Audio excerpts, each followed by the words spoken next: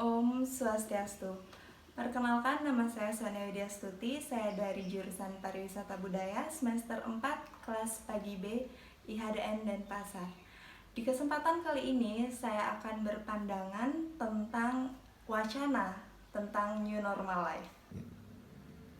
Seperti yang kita ketahui bersama, tahun 2020 ini dunia sedang dilanda masalah yang besar, yaitu virus COVID-19. Dalam situasi virus COVID-19 yang sudah menyebar luas seperti ini, akhirnya pemerintah mengeluarkan peraturan untuk kita sebagai masyarakat melakukan semua kegiatan di rumah saja.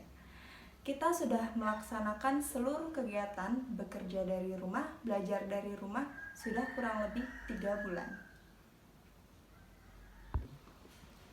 Pemerintah sudah mengeluarkan peraturan daerah dan pusat untuk masyarakat agar mentaati protokol kesehatan yang sudah ditetapkan oleh pemerintah. Adapun peraturan yang telah dikeluarkan oleh pemerintah pusat yaitu seperti PSBB, dan yang telah dikeluarkan oleh Pemkot Denpasar yaitu PKM. Dan akhir-akhir ini adapun wacana yang dikeluarkan oleh pemerintah mengenai peraturan baru yang sedang ramai dibicarakan oleh para netizen, yaitu new normal life. Karena simpang siurnya informasi mengenai new normal life, maka terjadilah kontradiktif antara wacana pemerintah dengan pemahaman masyarakat Indonesia. Menurut Ketua Tim Pakar Gugus Tugas Percepatan Penanganan COVID-19, Bapak Wiku Adhisa Smito, new normal adalah perubahan perilaku untuk tetap menjalankan aktivitas normal, namun dengan ditambah menerapkan protokol kesehatan guna mencegah terjadinya penularan COVID-19. Menurutnya, prinsip utama dari new normal itu sendiri adalah bisa menyesuaikan dengan pola hidup. Secara sosial, kita pasti akan mengalami sesuatu bentuk new normal atau kita harus beradaptasi dengan beraktivitas, bekerja, dan tentunya harus mengurangi kontak fisik dengan orang lain dan menghindari kerumunan serta bekerja, bersekolah dari rumah, kata Bapak Wiku seperti dalam keterangan yang diterima kompas.com. Namun pandangan saya, karena saya warga asli Bali, saya akan menjelaskan kondisi apakah Bali bisa melakukan new normal life. Seharusnya pemerintah harus survei dahulu ke daerah apakah new normal life bisa direalisasikan atau tidak. Kawan-kawan kita harus menyadari kita adalah seorang manusia sosial yang juga membutuhkan pangan dan ekonomi, harus belajar survive dari keadaan seperti ini. Dikarenakan 90% masyarakat Bali adalah pelaku pariwisata itu sendiri. Bali sedang dihadapi dengan pokok masalah yang sangat besar dikarenakan putusnya rantai ekonomi Bali, yaitu pariwisata yang sedang mati suri entah kapan bisa hidup kembali. Jadi saya sempat melakukan diskusi bersama seorang businesswoman karena saya ingin tahu menurut businesswoman pandangan tentang new normal life yang akan direalisasikan nanti itu seperti apa. Jadi karena masa pandemi saat ini kita tidak bisa bertemu dan semua melakukan secara virtual saja. Jadi inilah cuplikan tentang penjelasan dari Kak Zira mengenai new normal life. Hai, Om Swastiastu. Nama saya Zira. Saya pengusaha. Saya bergerak di bidang jasa. Saya mempunyai perusahaan outsourcing.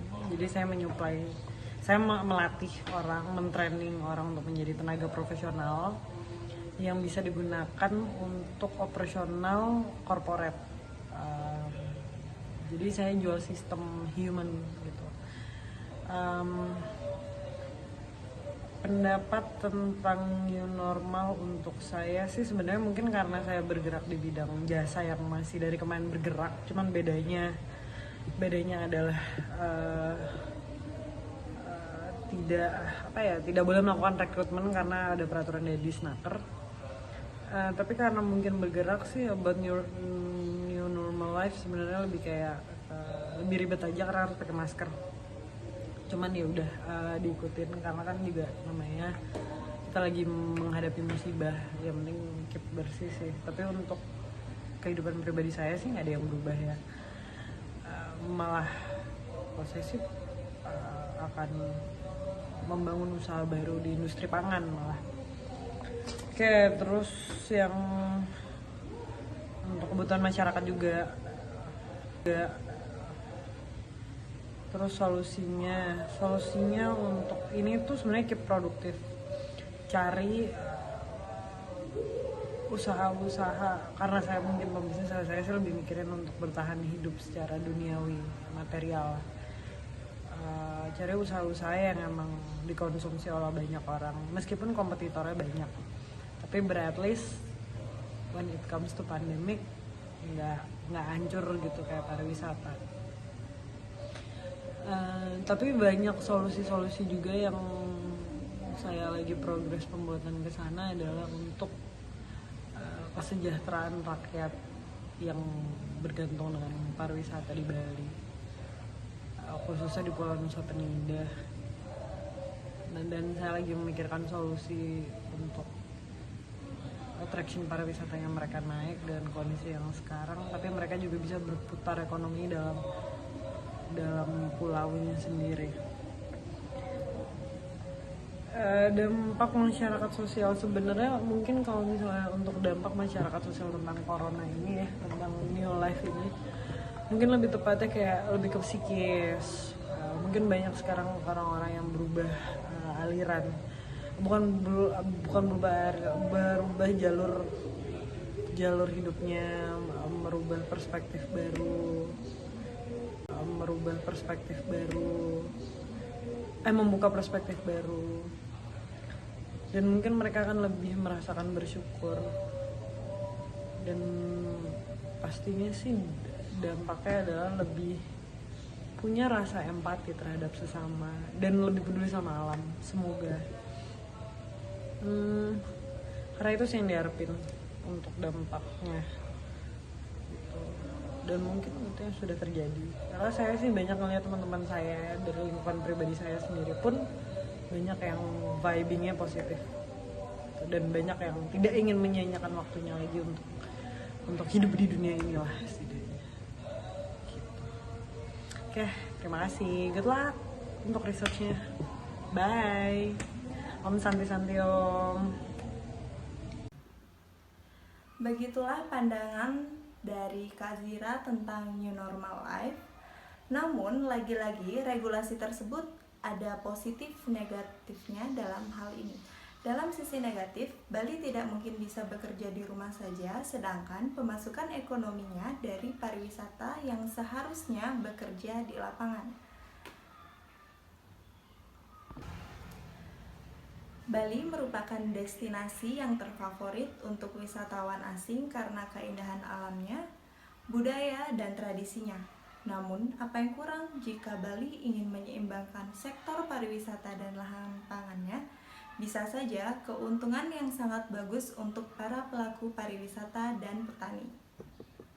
Namun, seiring berjalannya waktu, lahan produksi pangan dan destinasi wisata alam hilang begitu saja karena sudah banyaknya dibangun tempat peristirahatan untuk para wisatawan seperti villa dan hotel. Kita negara agraria, tidak hanya sektor pariwisata saja yang kita utamakan.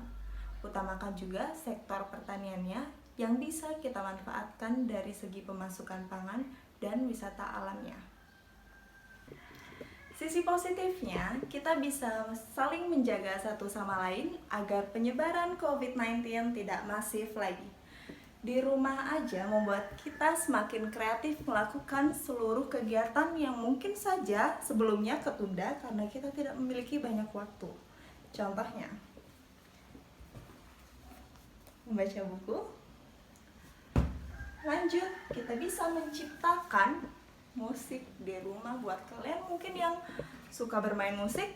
Contohnya seperti saya. COVID-19 is killing me. Scar M Revolution Performance Remix. Aku suka body kayak mama muda, mama muda. Body mama muda, mama muda. Suka body mama muda. Aku suka body kayak mama muda, mama muda.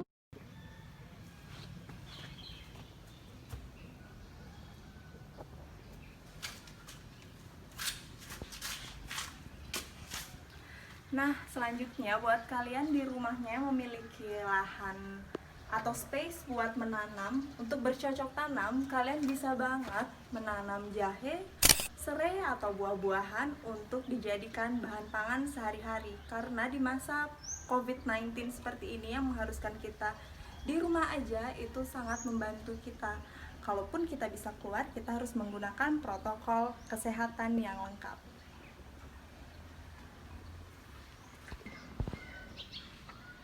Nah, itulah beberapa penjelasan tentang new normal life yang akan mungkin direalisasikan, dan itulah tips-tips dari saya untuk kalian agar tidak bosan melakukan kegiatan selama di rumah aja. Dan ada baiknya kita melaksanakan anjuran dari pemerintah untuk stay at home, dan mungkin buat kalian yang memang mengharuskan keluar dari rumah, ada baiknya kalian memakai protokol yang sudah ditentukan dari pemerintah seperti. Nah, baik, sekian yang dapat saya sampaikan. Akhir kata saya tutup dengan Parama Santi. Om Santi, Santi, Santi Om. Stay healthy, stay safe, and stay at home.